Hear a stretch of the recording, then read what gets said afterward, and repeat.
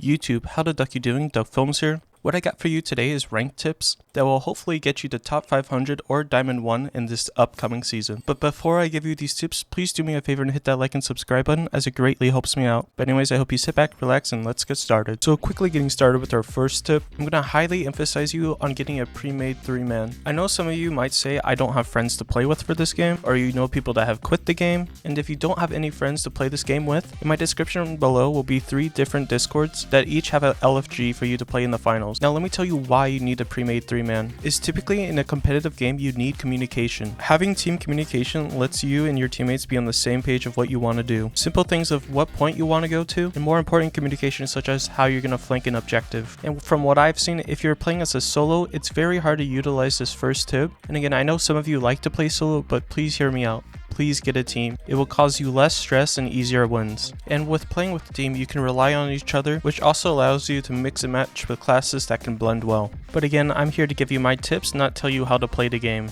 My next tip is try to get good with at least 2 classes. As for the terms of ranked, some classes are utilized a lot more than others. The first class you want to get good with is the one that you enjoy playing the most, and that you personally feel that you play best with. Then once you get very proficient and comfortable with your first class, that's when you're going to try to start practicing your other class that you had selected. Although I did say only 2 classes, once you feel that you're proficient enough in both of these classes, go ahead and slap on the 3rd class, because by being able to play all the classes, you have the most flexibility for your team. With staying on the topic of classes, make sure you use the extra character slots. This allows you to swap between gadgets and weapons before the game starts, although they slightly changed it. My next tip is how to use gadgets the proper way. Starting off with using your defibs as a medium class. Starting off, if you're using a light, medium, heavy comp, you're always going to want to prioritize your heavy when defibbing and try to always full res the light. Because when you revive a light, I believe they only get like 75 HP. At that point, it's not worth wasting your defib for 1 light. As well as when you defib a heavy, they have a higher chance of living than the light player. Although it's a little disappointing for the light player, that's typically the best course of action to do. Now let's say you're playing a heavy, medium comp setup, and both your heavy and medium are down. You're going to want to prioritize defibbing your medium, as hopefully the medium you defibbed also has their defibs up. They can also defib the heavy, so that everyone's reset and up at the same time. Although in certain scenarios, you can get away with just defibbing the heavy. Some more gadgets to look at is turrets. Starting off with the APS turret. You're always going to want to place the APS turret in front of you, never sitting inside of the circle. Because from what at least I've experienced, if you sit inside of that circle, many projectiles and nukes still do damage to you even though you're inside of that circle. As well as if you're playing against a smart heavy who reaches the APS circle, thus still dealing damage to you. I also see a lot of times where the nuke will still carry the damage even though it goes through the APS turret. Now in terms of heavy gadgets, I already have a lot of videos on how to use the heavy gadgets, but going over a quick summary of the dome shield specifically, you're always going to typically use a dome shield for the cash out, using it to protect people that are rezzing, and simply using it to close distances and gaps. And if you want to learn how to heavy the right way, my heavy videos are going to come up top right. Next, at least for lights and pretty much all nades, you want to try to figure out how the nades actually work and bounce. As usually when you throw a glitch nade at a bubble, it typically bounces off. So usually you want to throw the glitch nade at the ground, having it bounce once closer to the dome shield, or simply throwing it right before it lands at the dome shield, making sure it doesn't bounce off. And you compare the glitch nade with a regular frag as a light, throwing a glitch nade then a frag grenade, so you get maximum damage output. Starting off with the medium class for specials, probably the best special to use for the medium class right now is the healing beam. In this current meta, it's probably the best option out of the 3 to play. But if you don't feel like healing, you could probably get away with using recon. Although they nerfed it by reducing the range, it's still a very good special that you can still use. Then in terms of weapons for the medium class, although the medium class has a ton of options, you're primarily going to be looking at the FCAR and the AKM. And as the FCAR is the better one out of the 2, I suggest you use the FCAR, however some people still use the AKM. Although the AKM is fun to use, I still lose too many duels against FCARs. But this upcoming season might change things up. Following the medium class is going to be the heavy class. In terms of the specialization that the heavy has, if you're playing as the only heavy on your team, the mesh shield is going to be the priority of what to use. However, if you're playing with 2 heavies on your team, you could probably get away with one of you running charge and slam and the other running mesh shield. But if we're focusing on playing only 1 heavy, the mesh shield gives too much utility utility not to use, blocking incoming damage from people getting the cash out and utilizing it to close spaces as a team. In terms of the best weapon to use on heavy, for me it's going to be split between both the shotgun and the Lewis gun. If you're playing the Lewis gun, it's going to excel both in medium and long range fights, but once it comes to close range fights, if you don't have amazing tracking, typically you're going to lose those fights as a Lewis gun heavy. And although the heavy shotgun only gives medium to close range kill potential, it's by far probably one of the best weapons the heavy has, and in my opinion the best weapon in the game. In my opinion, I still don't know why it's not nerfed again yet, and if you made it this far, please make sure you subscribe. Now, moving on to the light class, your best two options for the specials are probably going to be the cloaking device and evasive dash. I would say to choose one over the other is all based on how you play, and for me personally, when I play a class like the light, I like to be very evasive, so I like using the dash, but again, the choice is up to you and what you prefer. In terms of the weapons the light has, I would say they're all decent options, but probably the two that most stand out to me is the XP54 and the LH1. The XP54 is going to be medium to close range, while the LH1 is going to be single fire and medium to long range. And I would say both are very good, and again, it's all about how you prefer to play the game.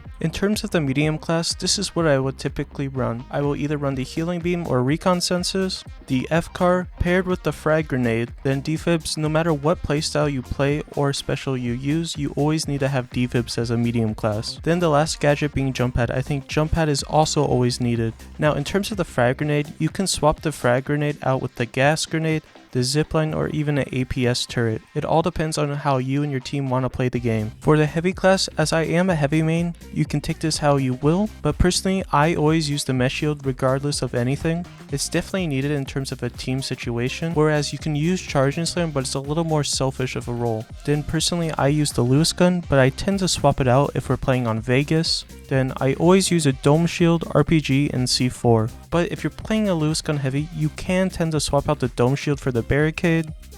And at any time, if you want to see what I'm running, go ahead and pause the video at any time. So moving on to the light class, again you can see I have evasive dash on, but you can put on cloaking device if you so desire. Then I'm running the XP54, then I have the stun gun on, which should always be default to what you have as a light player. Regardless of the special or main weapon you use, stun gun should always be a default to what you have. Next is glitch and frag grenade. I didn't swap it here, but when you're playing evasive dash, you want to at least have a vanishing bomb with you. So just to understand, if I was playing evasive dash, I would be using the XP54, the stun grenade, glitch grenade, and the vanishing bomb instead of the frag. Next, we're going to be looking at some basic tips. Sometimes a lot of this stuff is overlooked, and maybe changing some of these micro things can help you become a better player. Starting off, try to stay together with your team as best as you can, as you don't want to be that one guy getting caught out by another team, then your team is down one and you end up losing the fight. I feel another basic tip that's overlooked is focus firing, which this essentially means is you and your teammates focus on one enemy player in an engagement. This takes a, let's say, 2-minute fight to a couple seconds. When it comes to a higher ranked play, it's not the matter of your individual KD, it's more of the matter of what you're doing as a team.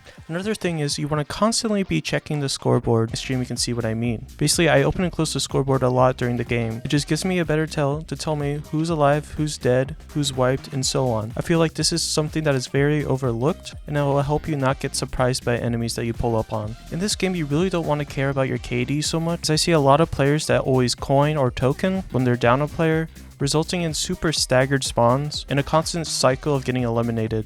Putting that aside, it's sometimes better to team wipe rather than keep using coins, especially when it's in the final round and you're already down 2 teammates and you don't want to keep staggering spawns. It's always best to try to find a spot to jump off the map or try to wipe to the enemy as fast as possible, so that you're able to come back as 3 and have a better chance of winning the fight. So there's another tip that I've also shown in one of my YouTube shorts previously, and that is knowing where teams spawn at specific maps and points. I'm not sure if this is really a bug or an exploit, or if the game is specifically intended to be this way. As some of you already may know, there's specific points that when you have a cash out forces enemy teams to spawn in a specific location, and you can easily throw nades or shoot RPGs instantly and instantly team wiping them. As again, I'm not sure if this is a bug or an exploit. I'm not going to share you where they are, but you can easily find these points if you play a little bit. This next tip works for me and my team, but it may not work for you until you practice it more, and that is doubling up on cash outs.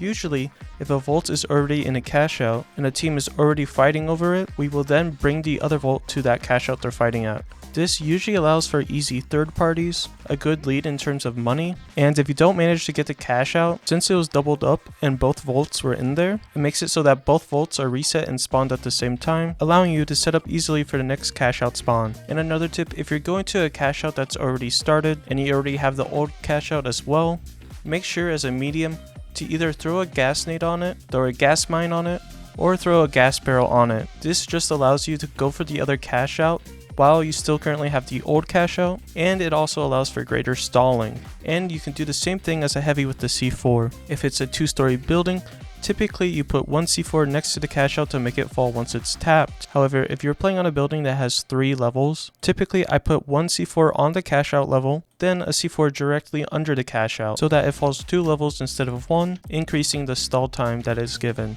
But basically those were my best tips to give to you if you're trying to climb the ladder of ranked.